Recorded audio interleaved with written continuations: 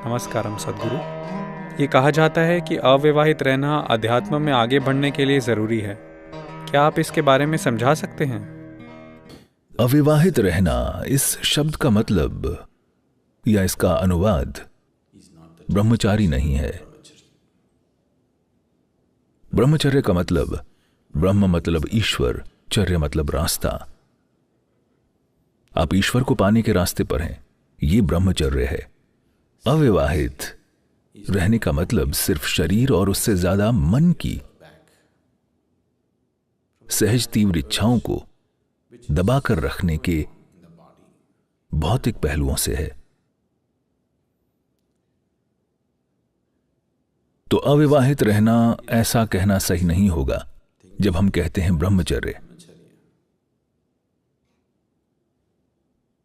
तो इसका मतलब है कि आप अपनी ऊर्जाओं को इस तरह से ढालने के लिए काम कर रहे हैं कि आपकी खुशी, आपका प्रेम, हर चीज जो आपको चाहिए आपके अपने भीतर है। आपको यह जानने के लिए जीवन में काफी अनुभव है कि कोई भी व्यक्ति, चाहे वो कितना ही प्यारा क्यों ना हो, 24 घंटे भरोसेमंद नहीं होता है कि नहीं? हां हां या ना? हां। आप सभी को यह जानने के लिए काफी अनुभव है ना?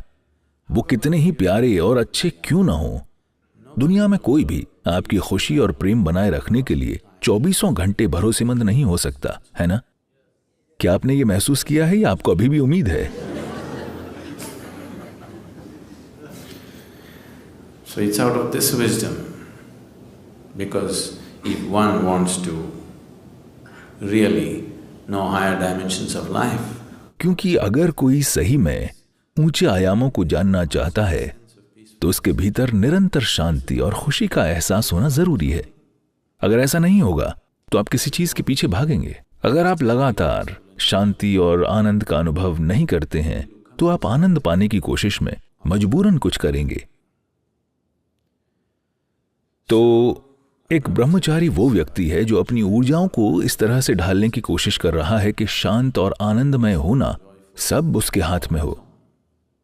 इसके लिए वो किसी का सहारा नहीं लेगा। क्या सभी ब्रह्मचारी वहां तक पहुंच गए हैं? ये मुद्दा नहीं है। वो इसके लिए कोशिश कर रहे हैं।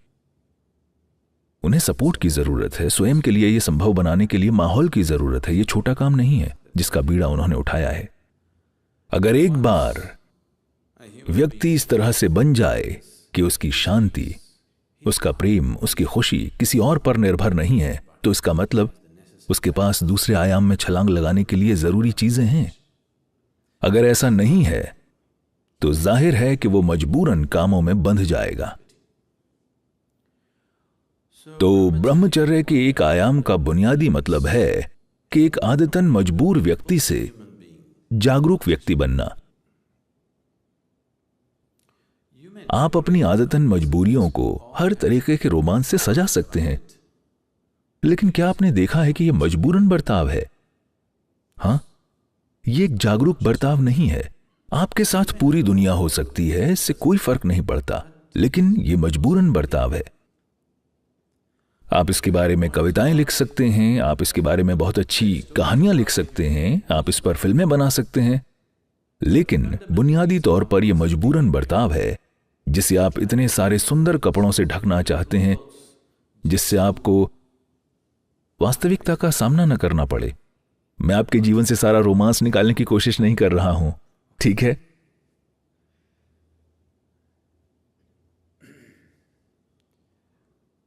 एक बार किसी के समझ में यह आ जाए कि मैं मजबूरन गतिविधियों में लगा हुआ हूं, तो मैं वहां नहीं जाऊंगा जहां मैं जाना चाहता हूं, है कि नहीं?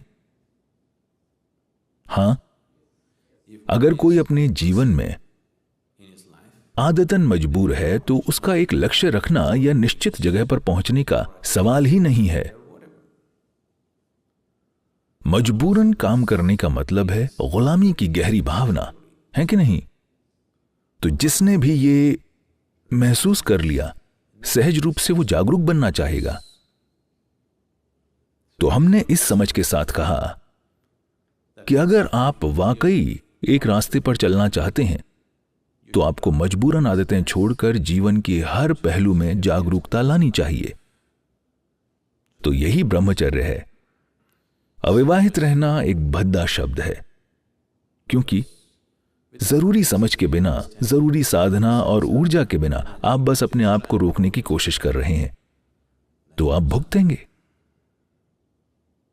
अगर आपकी ऊर्जाएं इस तरह से हैं कि आप हर समय अद्भुत हैं, अपने आप में वाकई अद्भुत हैं, आपको इन चीजों के लिए किसी और की जरूरत नहीं पड़ेगी, है ना? अरे मैं ऐसा नहीं हूं, मैं क्या करूं? जैसा कि मैंने बताया, ये चीजें तब तक नहीं आती हैं जब तक आप इस तरफ कुछ कोशिश नहीं करते। कोई भी मजबूरन आदतों के पैटर्न के साथ जीवन आराम से बिता सकता है। आप जीवन को उसके हिसाब से होने दे सकते हैं। मुझे पता है अभी नए जमाने की फिलॉसफी है, ऐसे होने दो। हालांकि मुझे नहीं पता कि वो क्या होने देना चाहते हैं। देखिए, जीवन का हिस्सा होना, जीवन की प्रक्रिया में सतह पर शामिल होना एक बात है, इसके मूल में होना दूसरी बात है। प्रकृति दो अलग अलग स्तरों पर है। प्रकृति का एक पहलू अपने संरक्षण और प्रजनन के अलावा और कुछ नहीं जानता। यह प्रकृति की सतह है। अगर आप अपनी प्रकृति लें, अगर आप इस शरीर की प्रकृति लें, यह केवल अपना संरक्षण और प्रजनन जानती है, यह और कुछ नहीं जानती। तो अगर आप अपनी भौतिक प्रकृति के हिसाब से चलते हैं तो आप यही सब करेंगे, जिंदा रहना और प्रजनन, खाना, सोना, प्रजनन और मर जाना, बस इतना होगा अगर आप अपने शरीर के हिसाब से चलेंगे। लेकिन वहीं पर एक दूसरी प्रकृति आपके भीतर है जो विस्तार की चाहत रखती है। अगर आप इसे पूरी सृष्टि दे दें तो ये इसे निगल जाएगी और फिर भी भूखी रहेगी। हां, आपके पास यह है कि नहीं? अगर आप इसे पूरी सृष्टि खिला दें, सब कुछ निगल जाएगी और फिर भी ज्यादा के लिए भूखी रहेगी। तो आपके भीतर प्रकृति का दूसरा आयाम है जो असीमित रूप से विस्तार चाहता है। आप खुद को किस में लगाना चाहते हैं, यह इस पर निर्भर करता है कि आप कौन हैं। अगर आप भौतिक प्रकृति की तरफ जाते हैं तो आपको बस इतना ही पता चलेगा। अगर आप आंतरिक प्रकृति की तरफ जाते हैं जो असीमित बनना चाहती है, तो जीवन अलग होगा। So if you have given in or if you have seen the ways of the inner nature are far beyond the ways of the physical nature, तो अगर आप इस तरफ चल पड़े हैं या आपने देख लिया है कि आंतरिक प्रकृति भौतिक प्रकृति से कितनी ज्यादा परे है, तो सहज रूप से आप जीवन में इसके अनुकूल परिस्थिति बनाने का चुनाव करेंगे। इस समझ के साथ ब्रह्मचर्य या संन्यास आध्यात्मिक प्रक्रिया का हिस्सा बना। अविवाहित रहना एक पश्चिमी सोच है। यह बस पुराने समय के योगियों की नकल करना है। ये सारी चीजें लोगों ने यूं ही उठा ली हैं। अगर आपको पता नहीं है, 6 या 8,000 साल पहले भी भारतीय योगियों ने पूरे अरब और यूरोप भर में यात्राएं की। उन्होंने बहुत सी चीजें स्थापित की। जब प्राचीन फिनिशियन सभ्यता के लोग अरब में चीजें बना रहे थे, जब वो अपने साम्राज्य की नींव रख रहे थे, तब भी भारतीय वास्तुकार, भारतीय मूर्तिकार, भारतीय हाथी और भारतीय योगी वहां गए थे। ये 5 से 6,000 साल पहले की बात है। अगर हाथियों, मजदूरों, मूर्तिकारों, वास्तुकारों और योगियों का दल वहां पहुंचना था, तो मतलब उनसे हमारे संबंध और भी पुराने समय से रहे होंगे। उन दिनों एक दल एकदम से नहीं पहुंच जाएगा।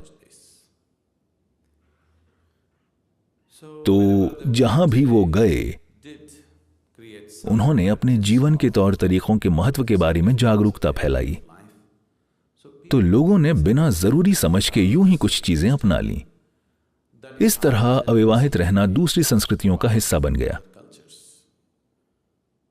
जो चीज बहुत गहरी समझ से आई थी, उन्होंने उसकी सतह को अपना लिया। ऐसा हर जगह होगा। योग को ही देखिए। अभी योग का मतलब केवल शरीर को तोड़ना मरोड़ना है। यह बस सतह है।